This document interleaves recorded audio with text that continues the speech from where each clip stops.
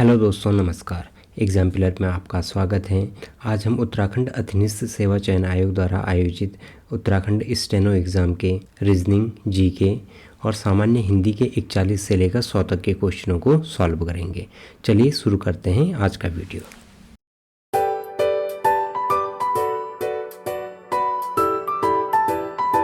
इकतालीसवां question है, x सप्ताह व x दिनों में कुल दिनों की संख्या होगी। तो एक सप्ताह में दिनों की संख्या होती है 7 और x सप्ताह में दिनों की संख्या होगी x इंटू 7 और बोल रहे हैं कि वह x दिनों में प्लस x दिन, तो टोटल हमारा आ जाएगा 8x। इसका आंसर ऑप्शन बी इसका सही जवाब होगा। अगला क्वेश्चन है, एक कमरे में 5 व्यक्ति A, B, C, D व E हैं। B व C का पिता A है, B और C का पिता A है, ये मेल हैं। E का पिता B है, ये भी मेल है। C की पुत्री D है, ये फीमेल है। यदि E लड़की है और कमरे में कम से कम 2 पुरुष और अधिक से अधिक 3 महिलाएं हैं तो कौन सा निश्चित रूप से सत्य माना जा सकता है। पहला कथन है, A की पुत्री C है।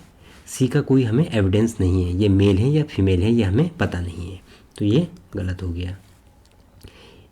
ए का पुत्र सी है, यह भी गलत है। क्यों? क्योंकि सी के बारे में हमें पता नहीं है मेल है या फीमेल है। कमरे में 2 पुरुष हैं, हाँ 2 पुरुष हैं, लेकिन तीसरा जेंडर का हमें पता नहीं है, यह मेल है या फीमेल है, तो यह भी गलत हो गया। अगला है, कमरे में कम से कम 2 महिलाएं हैं, हाँ कम से कम 2 महिलाएं हैं। तीसरे का जेंडर हमें पता नहीं, यह महिला या पुरुष कुछ भी हो सकता है, तो हमारा जो ऑप्शन डी है यह हमारा निश्चित रूप से सही है। अगला क्वेश्चन है, आकृति में त्रिभुजों की संख्या है। तो इसमें पहला त्रिभुज ये है, दूसरा ये है, तीसरा ये है, चौथा और पाँचवा। 5 तो ये त्रिभुज बन गए। छठा त्रिभुज हमारा ये वाला बना, 7वां त्रिभुज हमारा ये बना और 8वां त्रिभुज हमारा ये वाला बना। तो इसमें त्रिभुजों की संख्या है 8, ऑप्शन बी इसका सही जवाब है। अगला क्वेश्चन है, सही विकल्प का चयन करें जो श्रेणी को निरंतर जारी रखते हुए प्रश्नवाचक चिन्ह को प्रतिस्थापित करेगा। तो पहला है 4 6 0 8 0। अगर हम इसमें 12 का भागा देते हैं तो हमारे पास आता है 3 8 4 0 और 3 8 4 0 में अगर हम 10 का भागा देते हैं तो हमारे पास आता है 384 और 384 में हम 8 का भागा देते हैं तो हमारे पास आता है 48 और अगर हम 48 में 6 का भागा देंगे तो हमारे पास आ जाएगा 8। तो हमारा सही जवाब है ऑप्शन डी। अगला क्वेश्चन है, कौन सा चित्र निम्नलिखित के बीच संबंध परिभाषित करता है। मैट्रिक को एम से, ग्रेजुएशन को जी से और पोस्ट ग्रेजुएशन को पी से रिप्रेजेंट किया जा रहा है। इसका सही जवाब है ऑप्शन डी। अगला क्वेश्चन है, एस ए से छोटा है, एस छोटा है ए से लेकिन वी से लंबा है, ये पहला स्टेटमेंट हो गया। दूसरा बता रखा है, टी आर से छोटा है, टी छोटा है आर से लेकिन एस से लंबा है, यह है दूसरा स्टेटमेंट। अगला स्टेटमेंट है, ए टी से लंबा है, ए लेकिन आर से छोटा है, ये तीसरा स्टेटमेंट है। इन तीनों स्टेटमेंट के कंक्लूजन के आधार पर हम कह सकते हैं जो आर है, आर सबसे बड़ा है, आर के बाद आएगा ए के बाद आएगा टी के बाद आएगा एस और एस के बाद आएगा वी। तो सबसे बड़ा हमारा आर है और सबसे छोटा वी है, तो इसमें हमारा ऑप्शन डी सही होगा। अगला क्वेश्चन है, मैं पूर्व की ओर, तो ये डायरेक्शन का क्वेश्चन है। इसमें ये हमारा ईस्ट आ गया, वेस्ट, नॉर्थ और साउथ। मैं पूरब की ओर मुँह करके खड़ा हूँ, मैं यहाँ पर पूरब की ओर मुँह करके खड़ा हूँ और मैं 100 डिग्री दक्षिणावर्त घूमता हूँ। यहाँ से मैं दक्षिण दिशा इनकी साउथ की ओर घूमूंगा, तो ये 90 डिग्री का एंगल बनेगा और ये लगभग 100 डिग्री का एंगल बनेगा। तो 100 डिग्री में दक्षिण की ओर घूम रहा हूँ, उसके बाद मेरा मुँह इस साइड आ जाएगा। अब अगले स्टेटमेंट में ये बोल रहे हैं 145 डिग्री वामावर्त घूमेगा, तो ये हमारा 100 डिग्री हो गया और 100 से यहाँ लगभग 145 डिग्री, ये हमारा टोटल एंगल आ जाएगा 145 डिग्री। तो 145 डिग्री में घूम रहा हूँ। तो अब ये बोल रखा है मैं अब किस दिशा की ओर मुँह करके खड़ा हूँ, तो मेरा डायरेक्शन हो जाएगा इस तरीके से, मेरा डायरेक्शन इस साइड में है, तो यहाँ पर ईस्ट आ गया, ये हमारा नॉर्थ आ गया, तो मेरा डायरेक्शन है नॉर्थ ईस्ट की ओर। तो ऑप्शन बी इसका सही जवाब होगा, उत्तर पूर्व। अगला क्वेश्चन है ओनिडा, ONIDA, ओनिडा को 3, 9, 6, 8, 5 लिखा जा रहा है, तो नोएडा को क्या लिखा जाएगा? N के लिए 9, O के लिए 3, I के लिए 6, D के लिए 8 और A के लिए 5, 9, 3, 6, 8, 5। तो इसका सही जवाब है हमारा ऑप्शन ए। अगला क्वेश्चन है दी गई आकृतियों में प्रत्येक को केवल एक बार प्रयोग करते हुए 3 श्रेणियों के समूह में विभाजित किया गया है। तो पहला देखते हैं 1, 2 और 7, क्योंकि ये सिंगल आकृतियाँ हैं, तो पहला आ जाएगा 1, 2, 7, 1, 2, 7। दूसरा आ जाएगा 2, 2 आकृतियाँ देखते हैं, एक के अंदर एक आकृति, 3, एक के अंदर 5, 9, 3, 5, 9, दूसरा ये है। और तीसरा बचा हमारा 4, एक के साथ जुड़ा हुआ दूसरी आकृति, 4, 6 और 8, 4, 6, 8। ऑप्शन डी इसका सही जवाब होगा। रीजनिंग का अंतिम क्वेश्चन है, इसमें दिया गया है दिए गए चित्र में रिक्त भाग ज्ञात कीजिए। तो हमें चित्र में दे रखा है अल्फ़ा, बीटा, गामा और ओमेगा। अगले में दे रखा है जो अल्फ़ा है, अल्फ़ा एक हमारा एंटी क्लॉकवाइज यहाँ पे आ गया, अल्फ़ा, बीटा, गामा, ओमेगा। ऐसे अगले में दे रखा है ABCD, तो अब हमारा A इधर आ जाएगा, तो ABC और D, तो हमारा ये आ जाएगा ABCD। तो ऑप्शन सी इसका सही जवाब होगा। अगला क्वेश्चन जनरल नॉलेज से संबंधित है। इसमें दिया गया है निम्नलिखित में से कौन सा युग्म सही नहीं है। तो इसमें अधिनियम दे रखा है और इसमें उसका वर्ष दे रखा है। कर्मचारी क्षतिपूर्ण अधिनियम 1923 में सही जवाब है। मातृत्व लाभ अधिनियम 1961 में, यह भी सही जवाब है। कर्मचारी राज्य बीमा अधिनियम 1950 में, यह इसका गलत जवाब है। यह 1950 में ना होकर 1948 में है, तो इसका सही जवाब होगा हमारा ऑप्शन सी।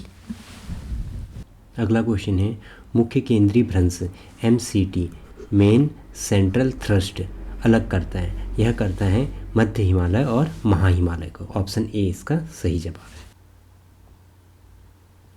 अगला क्वेश्चन है सूची 1 को सूची 2 से सुमेलित कीजिए और सूचियों के नीचे दिए गए कूटों का प्रयोग करके सही उत्तर का चयन कीजिए। जो रूर बेसिन है, रूर बेसिन का संबंध लोहा इस्पात और इंजीनियरिंग उद्योग से है, तो पहले का चौथा। बी है फ्लैंडर्स प्रदेश, तो इसका संबंध है कपड़ा उद्योग से। तीसरा है सैक्सेनी प्रदेश, इसका संबंध है रसायन उद्योग से। और चौथा है पश्चिम बंगाल प्रदेश, इसका संबंध है जूट उद्योग से। तो इसका सही जवाब होगा हमारा ऑप्शन बी, 4, 1, 2, 3। अगला क्वेश्चन है भारतीय संविधान के निर्माण के लिए संविधान सभा द्वारा कुल कितने सत्र आयोजित किए गए। तो इसका सही जवाब है ऑप्शन सी, 11 सत्र। अगला क्वेश्चन है निम्नलिखित में से किस टोपोलॉजी के प्रत्येक नोड नेटवर्क के हर दूसरे नोड से जुड़ा होता है। तो इसका सही जवाब है ऑप्शन डी, मैश टोपोलॉजी।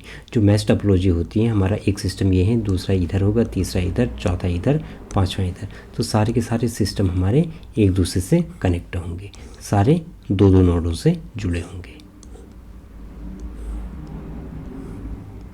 तो ये हमारा मैश टोपोलॉजी होगा। अगला क्वेश्चन है सूची 1 को सूची 2 से सुमेलित कीजिए और सूचियों के नीचे दिए गए कूट में से सही उत्तर का चयन कीजिए। सूची 1 और सूची 2। सूची 1 में दे रखा है पूंजी का योगदान, तो इसका संबंध होगा हमारा ब्याज से। और मानवीय श्रम का योगदान, इसका संबंध मजदूरी से। और स्थिर प्राकृतिक संसाधनों का योगदान, इसका संबंध होगा हमारा लाभ से। और चौथा होगा उद्यमवर्ती का योगदान, इसका संबंध होगा लागत से। तो इसका सही जवाब है हमारा ऑप्शन सी, 2, 1, 3, 4।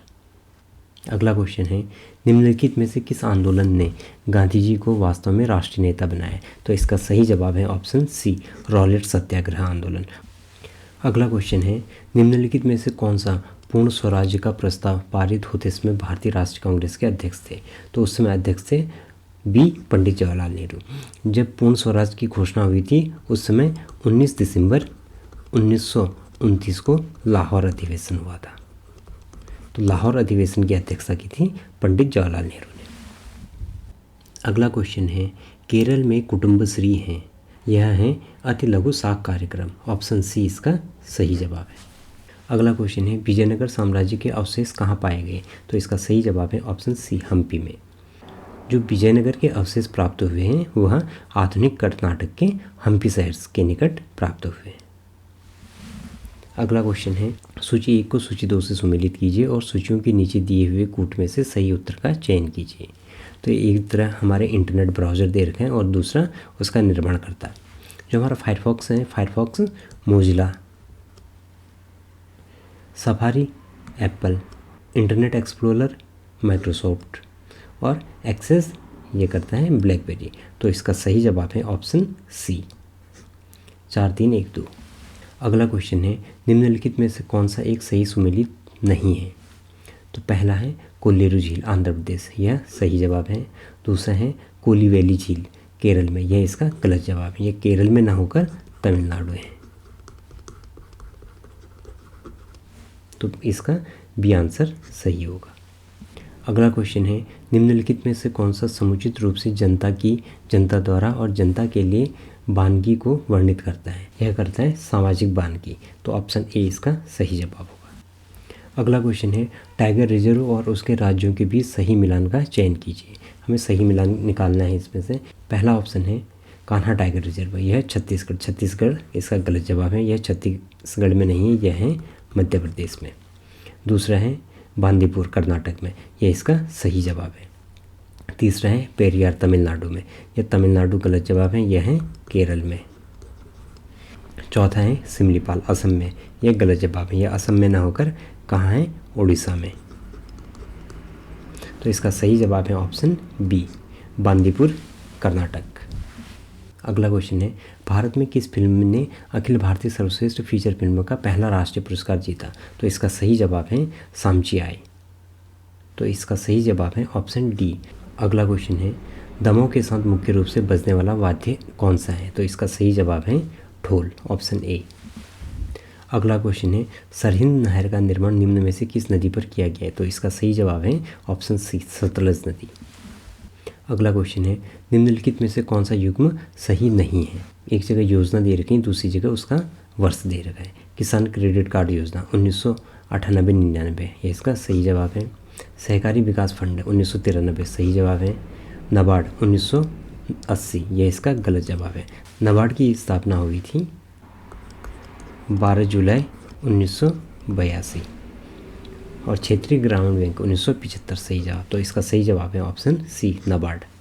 अगला क्वेश्चन है, प्रिंटर के द्वारा प्रिंटेड इमेज की गुणवत्ता में मापी जाती हैं, यह नापी जाती हैं डॉट्स पर इंच, ऑप्शन ए इसका सही जवाब है।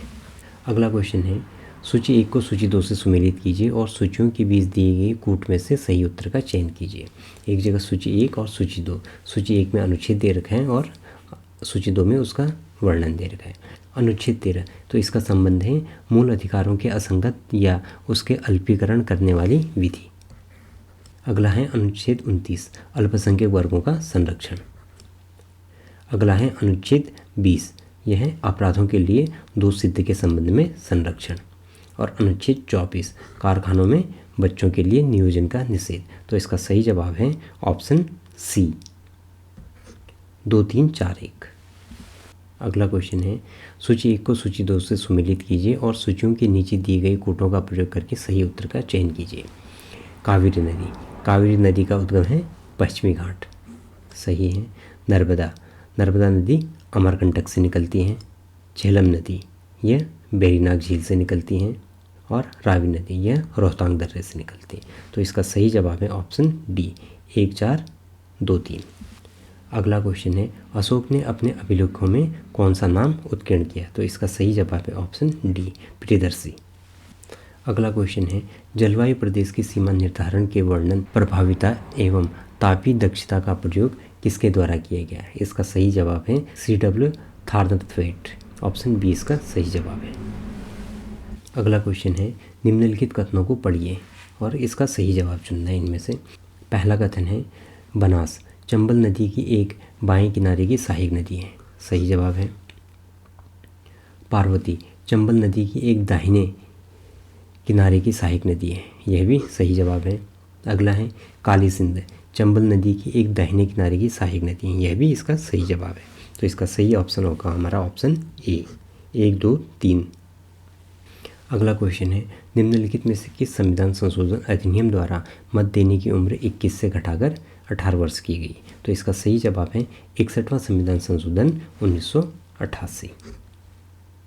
अगला क्वेश्चन है, एक कंप्यूटर में dash dash single bit store करने में सक्षम है, वो है फ्लिप फ्लॉप। ऑप्शन बी इसका सही जवाब है। अगला क्वेश्चन है, अष्टांगिक मार्ग में कौन सा शामिल नहीं है?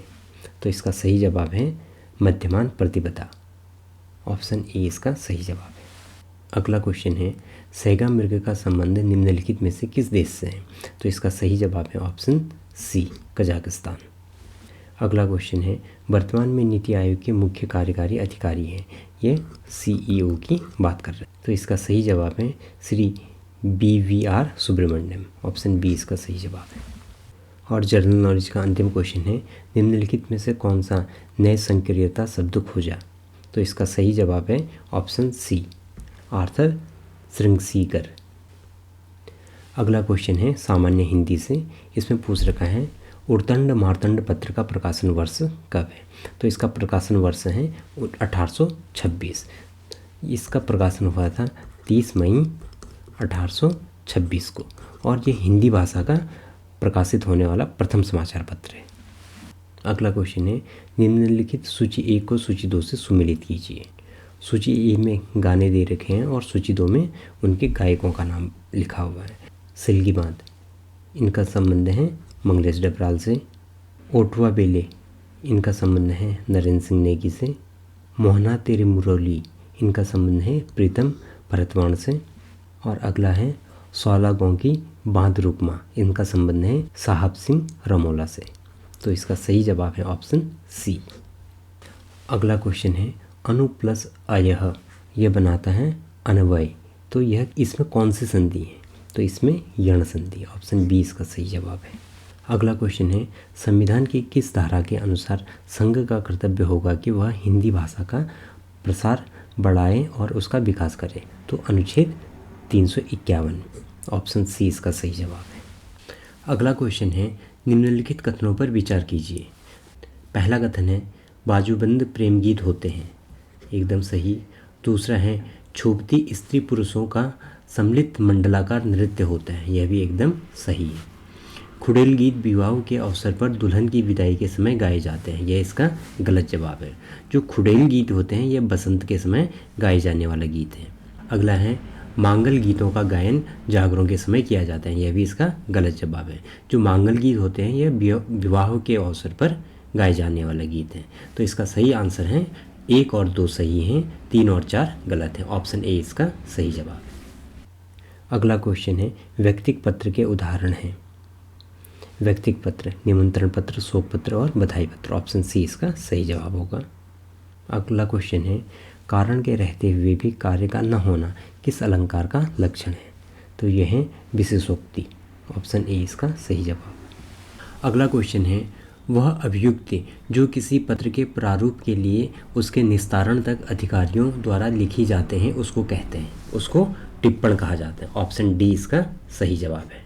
अगला क्वेश्चन है, निम्नलिखित सूची 1 को सूची 2 से सुमेलित करते हुए दिए गए कूटों में सही उत्तर का चयन कीजिए। राजी जनजाति, इनको बनरौत भी कहते हैं। भोटिया जनजाति, इनको सौका भी कहते हैं। थाड़ू, इनको कुरी कहा जाता है। और बुक्सा, इनको तोमर। तो इसका सही आंसर है ऑप्शन बी।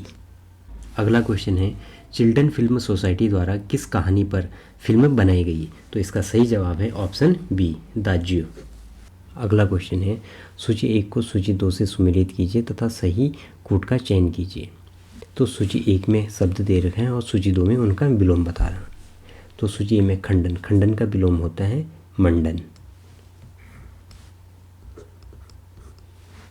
दाता का विलोम होता है याचक।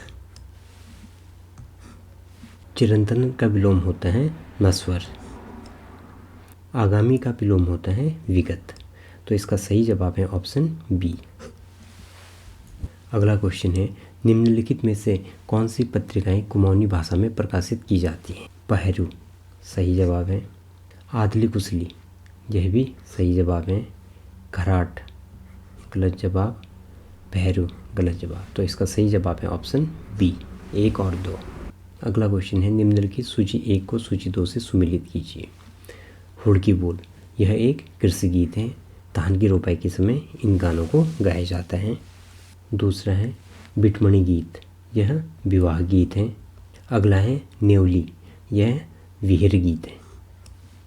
और झोड़ा यह एक नृत्य गीत है। तो इसका सही जवाब है ऑप्शन 1।